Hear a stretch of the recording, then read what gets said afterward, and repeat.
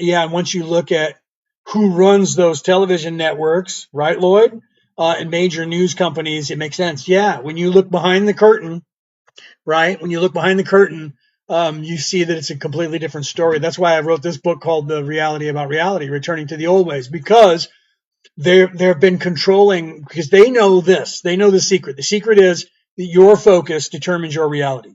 Okay? Our collective focus creates the reality here. And if you're a Christian, you know that. Look at Matthew, right? So in Matthew and in John, you see Jesus talking about that, and he says it was in Matthew 3.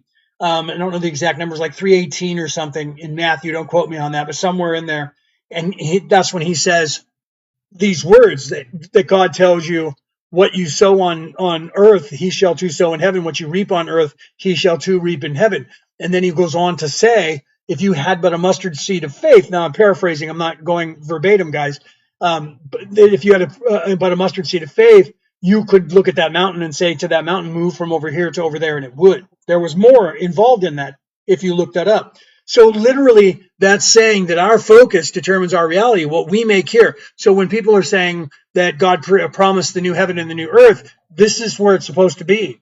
We're supposed to create the new heaven and the new earth, right? Thank you for that high vibes. Thank you very much. We're supposed to be creating that here.